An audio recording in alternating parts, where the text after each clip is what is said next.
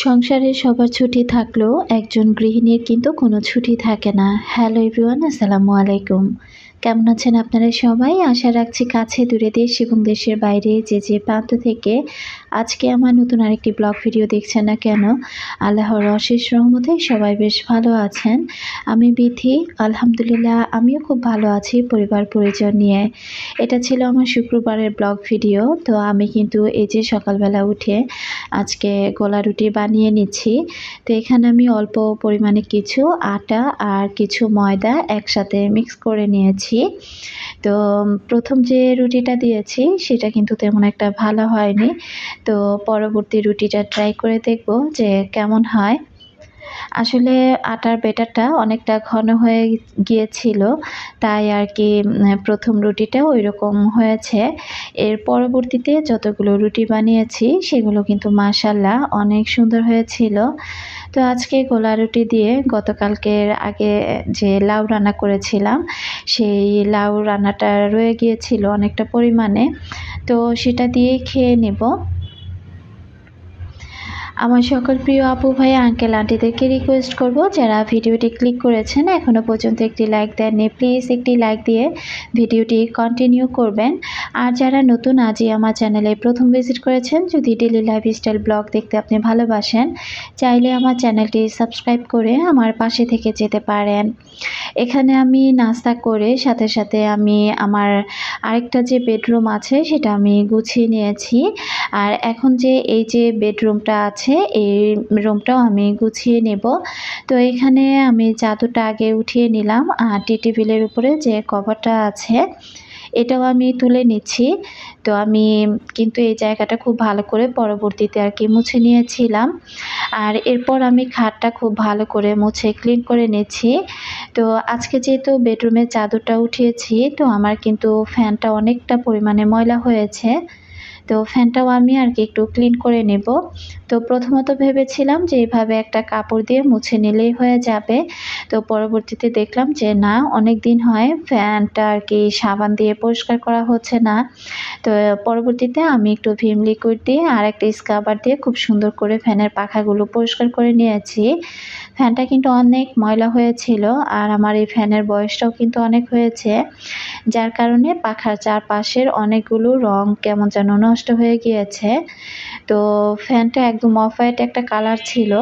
তো আমার না এই কালারগুলো ভাল লাগে না, একদম সাদা যে ধবধবে কালার থাকে সেগুলোই ভালো লাগে। আর ফ্যানের মধ্যে কোনো ডিজাইনও কিন্তু আমার ভালো লাগে না। এই যে ফ্যানটা আমি পরিষ্কার করে নিয়েছি, আমার কিন্তু অনেকটা সময় লেগেছে। ফ্যানের মাঝখানে যে ডিজাইনগুলো এগুলো কিন্তু ব্রাশ দিয়ে অনেকটা টাইম খুঁচিয়ে আমাকে পরিষ্কার করতে নিয়ে হয়েছে। তো আমি ফ্যানটা ভালো করে পরিষ্কার করে এই যে চাদরটা বিছিয়ে দিলাম, আর কুশন কভার আর কি যে কভারগুলো ছিল সেগুলো আমি খুলে নিয়েছি।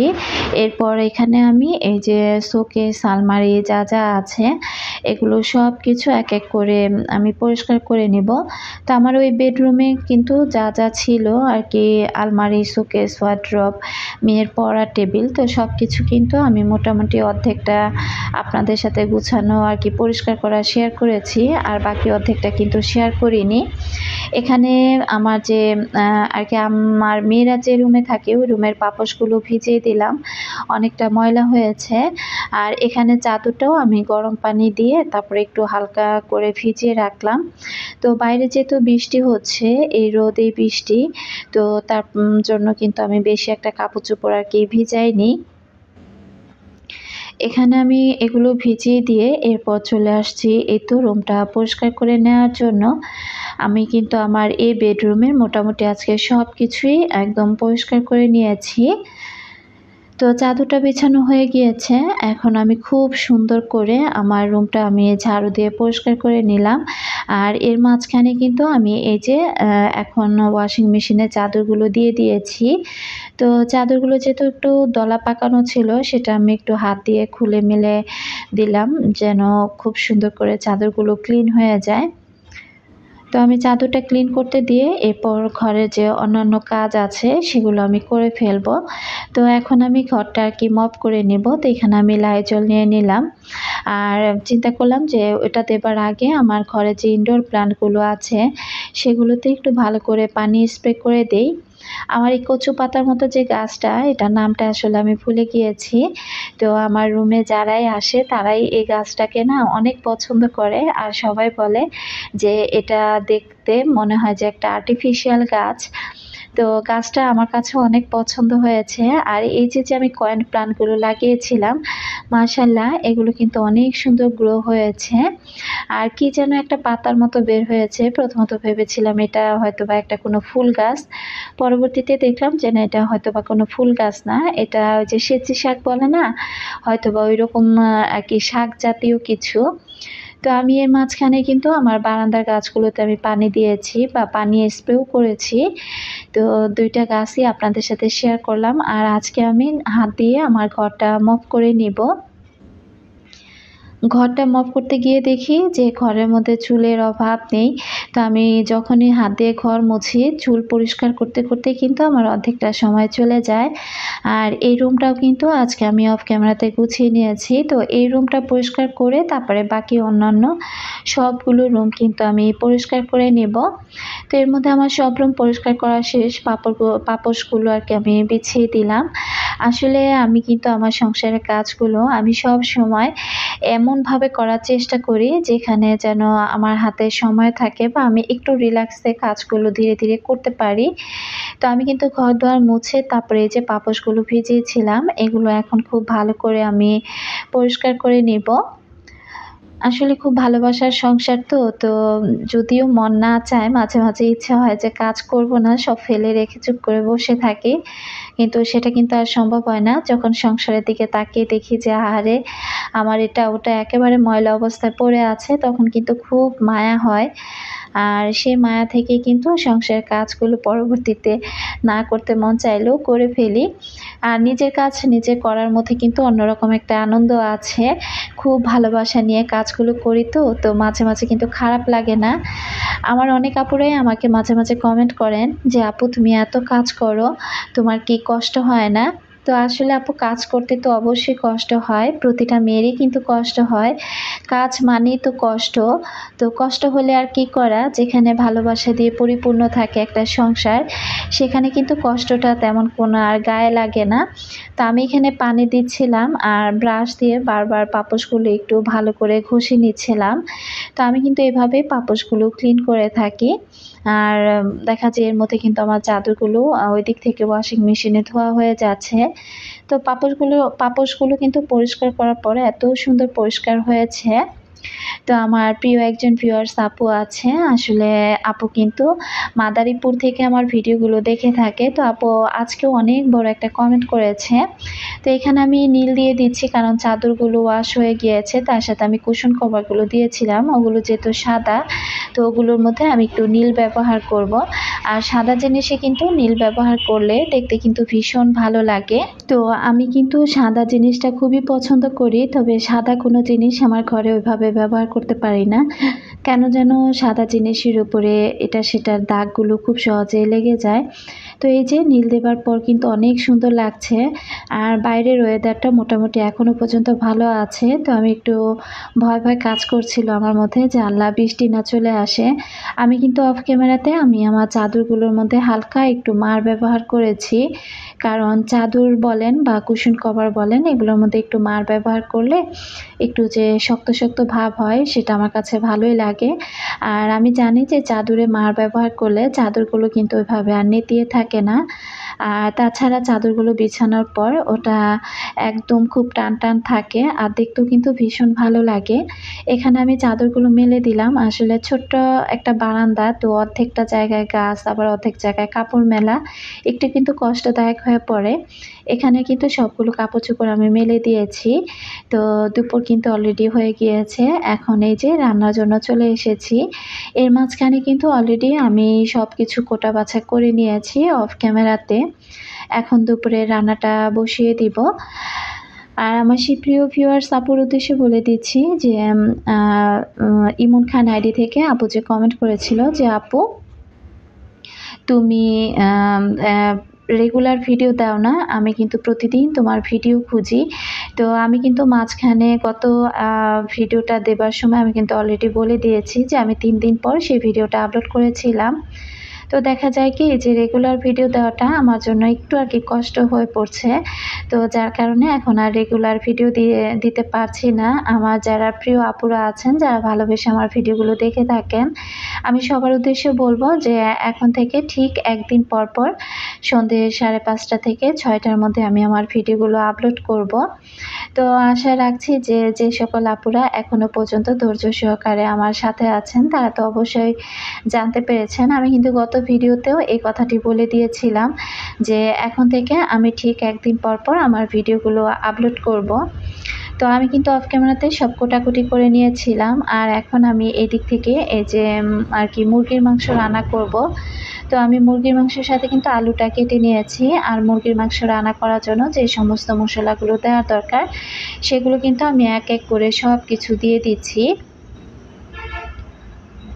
শুক্রবারের দিনটা কিন্তু আসলে সবার ছুটি থাকলেও আমাদের মতো যারা গৃহিণী আছে, তাদের কিন্তু কখনো ছুটি নেই। আসলে একটা মেয়ে যখন সংসারে পা ফেলে, তারপর থেকে কিন্তু তার সংসারে ছুটি বলে কোনো কথা থাকে না। তো এই যে সংসার নামক জায়গাটাতে পা দিয়েছি, এখান থেকে কিন্তু ছুটি নেবার মতো কোনো অপশন আমার নেই। তো যতদিন বেঁচে আছি এভাবে আমাকে কাজ করে যেতেই হবে।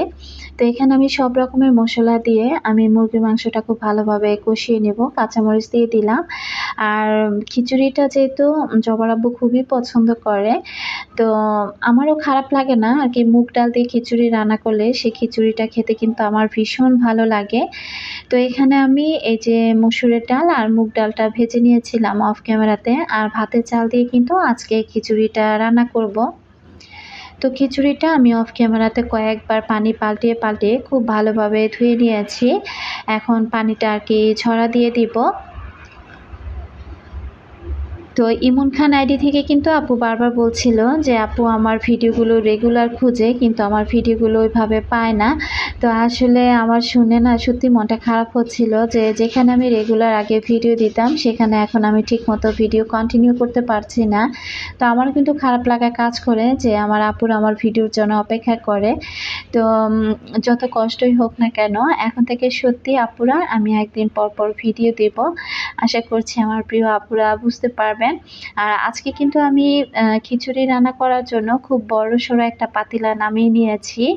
এখানে আমি প্রথমত পেঁয়াজটা দিয়ে ভালো করে ভেজে এরপর আদা রসুন বাটা দিয়েছি। এরপর আদার্স যে মশলাগুলো আছে আর কি, হলুদের গুঁড়া, মরিচের গুঁড়া, ধনিয়ার গুঁড়া, আদা রসুন বাটা, তারপরে গরম মশলা, তেজপাতা, লং, এলাচ সব কিছু দিয়ে লবণও দিয়েছি। এরপর আমি চালটা দিয়ে দিয়েছি, সাথে কাঁচামরিচ। তো চালটা দিয়ে দেখা যায় আমি প্রায় 10 থেকে 12 মিনিটের মতো ভেজে নিয়েছি। তো যেকোনো খিচুড়ি রান্না হোক বা পোলাও রান্না হোক, সে চালটা যদি খুব ভালোভাবে আগে ভেজে নেওয়া যায়, সেই খিচুড়িটা খেতে কিন্তু অন্যরকম একটা স্বাদ লাগে।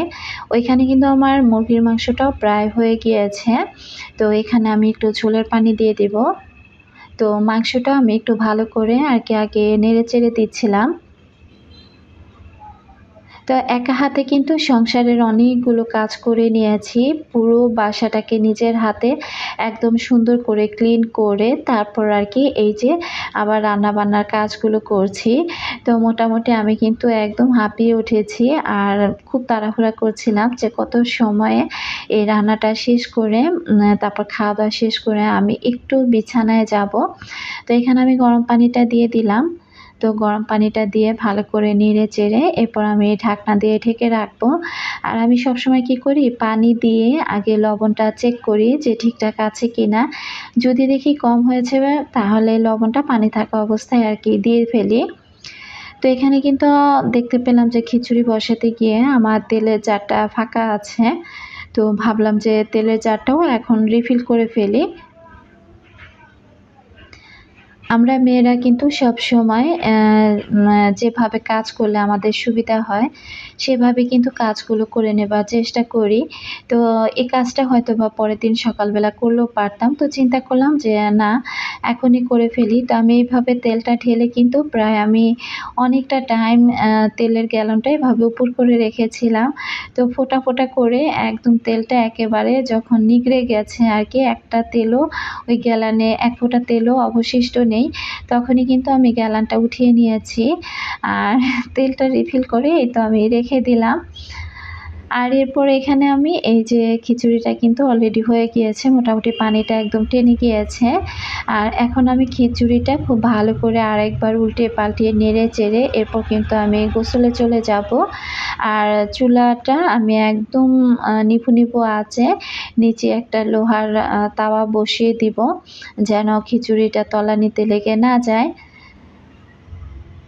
এভাবেও কিন্তু খিচুড়িটা একদম পারফেক্ট হয় আর নিচেও লেগে যায় না। তো এর মধ্যে কিন্তু আমি গোসল সেরে অলরেডি এই যে আবার রান্নাঘরে চলে এসেছি। আর এখন আমাদের সবার জন্য খিচুড়িটা এই তো আমি একটা বোলে আর কি তুলে নিচ্ছি। তো এর মধ্যে কিন্তু আমি টেবিলে মোটামুটি প্লেট বাটি সব কিছু গুছিয়ে নিয়েছি, একদম ধোয়া ধোয়া ওঠা খিচুড়ি। তো এই খিচুড়িটা কিন্তু দেখা যায় জবার আব্বু অনেক পছন্দ করে। তো সে কিন্তু এখনো ঘুমাচ্ছে, তো তাকে ডাকাডাকি করছিলাম। আর আমাদের ৪ জনের জন্য প্লেট সাজিয়ে নিয়েছি, সাথে সালাডটাও অফ ক্যামেরাতে কেটে নিয়েছি। তো শুক্রবারের রান্নাগুলো কিন্তু এই যে খুবই মজার একটা রান্নাবান্না ছিল। এরপর সারাদিন রেস্ট করে সন্ধ্যার সময় ৩ কাপ চা বানিয়েছি আর রেডিমেড নাস্তা পুরি নিয়ে এসেছি। এই তো ছিল সারাদিনের শুক্রবারের বিকেলে নাস্তার আয়োজন। আর দেখতে দেখতে আমিও ভিডিও শেষ প্রান্তে চলে এসেছি। আজকের মতো এখান থেকেই বিদায় নিচ্ছি।